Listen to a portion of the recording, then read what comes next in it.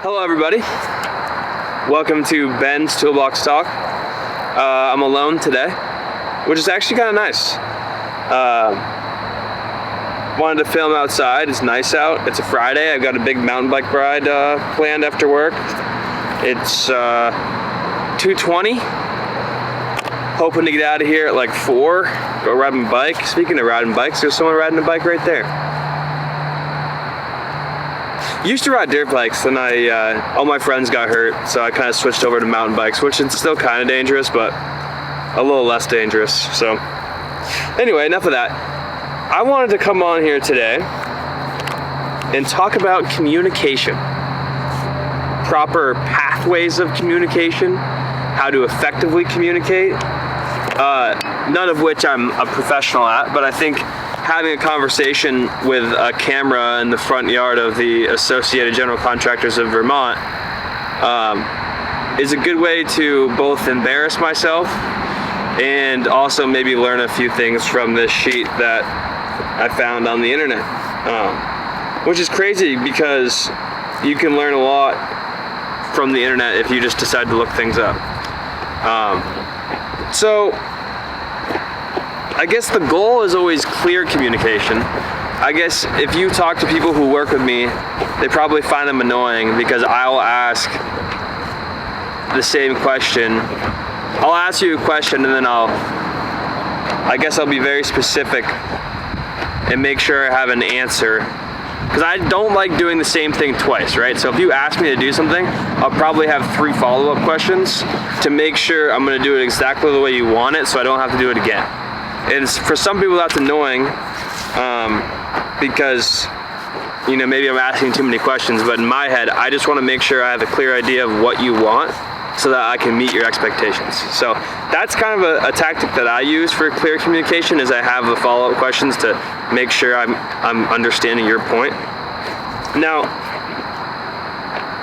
that's one side of it, but that could also be seen as like just stringing things out too much. So you don't really wanna, I guess the goal isn't to make the conversation longer than it has to be. It's more just making sure we're both understanding each other, which if you look at like a lot of our fights or arguments at work, a lot of that just comes from a miscommunication or not understanding each other's expectations.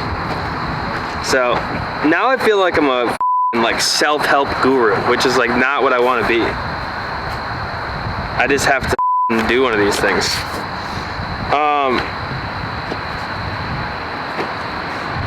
I guess the other side of communication is you know, both parties feel like they're able to communicate. Luckily here at the office, for the most part, I feel like I can talk to everybody here. Because that's not really a feeling that's fun. Just being like, well, I have a question, but I don't want to annoy them, or I don't want to look like an idiot, so I'm not going to ask my question, right? That's not a zone that's really comfortable or fun to be in. You want to be pretty comfortable and able to communicate at work. And if you're not feeling that way, you know, how do we address that? So a lot of that is being able to choose the right method of communication. You could say method or delivery, right? I mean, nowadays we have a cell phone, a computer, regular mail, you can get your Apple Watch to send shit through. There's a lot of ways to communicate with people, but not all those ways are appropriate for certain topics, if that makes sense. Like, if you're gonna fire someone, you should probably do it in person. Or if you're gonna quit, you should probably do it in person, which I'm a hypocrite because I've definitely quit places by sending an email and saying,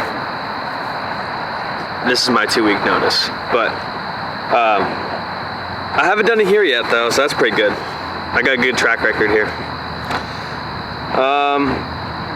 Oh, that's what I was talking about. Yeah, so choosing your method of delivery is a big deal, right? So some topics are okay to be sent over the phone, over the email, and others aren't. So that's something we got to think about. You know, maybe hey, we're out of envelopes, can you stop and get some? That's appropriate over email, but, you know, that might not be something you want to call someone at 5:30 to tell them, you know what I mean? Which is another thing. This is a poll you can answer, right? Would you, if you have to send an email, say it's like 4 p.m. on a Friday, are you gonna send the email at 4 p.m. or are you gonna just send it on Monday at like 6 a.m.? Look at these. That's the life right there. Friday, take the motorcycle out. It's just so nice out. But, oh yeah, as I was saying, that's a topic I've always think about, you know, when and when not to send an email. I think there's studies out there that tell you the best times or the highest times that people check their email.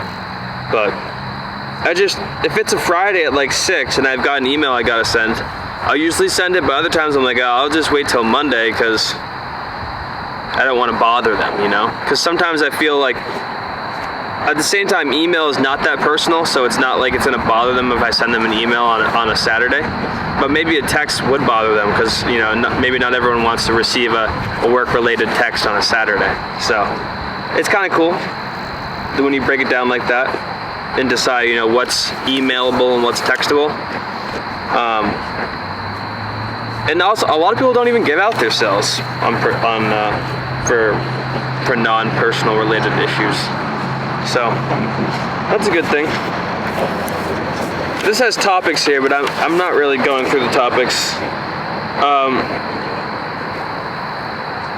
It sucks about leveraging visual communication, which is cool, especially for someone like me. I've always been a visual learner. I have a very hard time understanding people's visions if I can't see them, which I don't think it's just me. I think there's a lot of people that are in that boat. So, like, my whole life I've had to see, especially like with math, I have to see it written out before I'm able to understand, you know, what to do. So that's why, you know, oftentimes when I'm confused about something, especially in the office, like when I've been getting into more of the admin stuff, so like asking Deb and Marsha for help, like signing into something or help navigating a web page, instead of just, you know, instead of asking them like, hey, how do I do that? I'm like, hey, can you take 5 minutes and just show me how to do this? Because it's easier for me to watch you do it, and then I'm able to remember. So that's another topic, or that's another way, you know, to kind of zone in on communication. So yeah, this has been thrilling. Not a lot coming up. We've got 2 Osha 10s we just did. Knocked those out. Those were pretty fun. Both. One was here. The other was at Cold Hollow. It's always fun to go up there. Enosburg. So that was great. I go to Virginia Beach this weekend to dial in some of my ATSA training.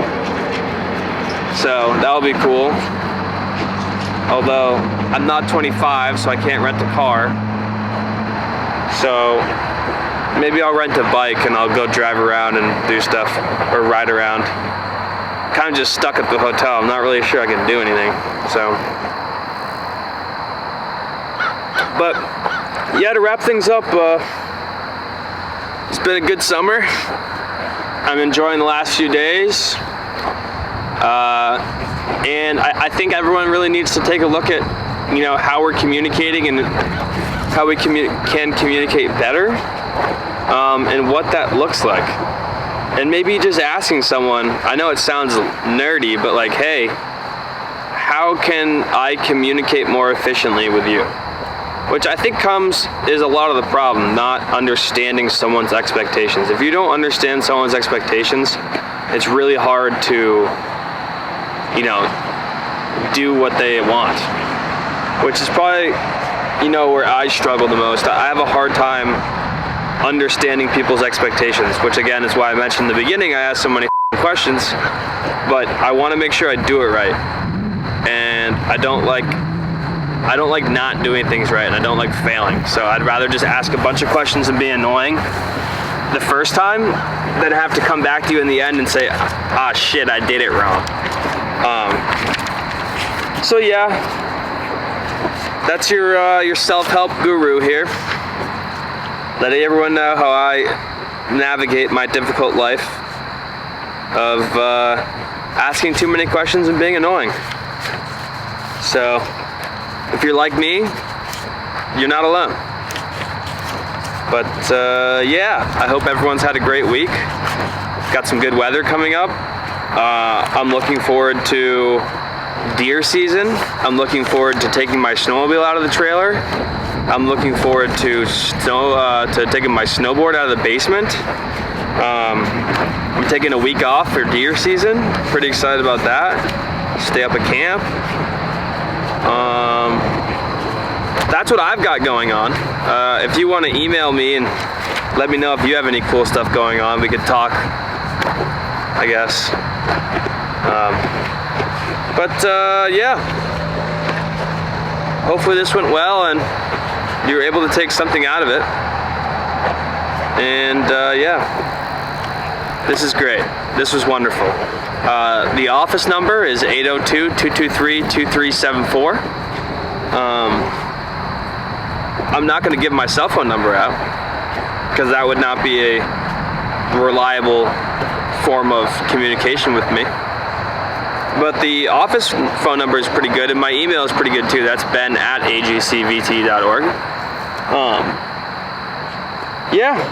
So thanks for listening if you made it this far. And that's all I got.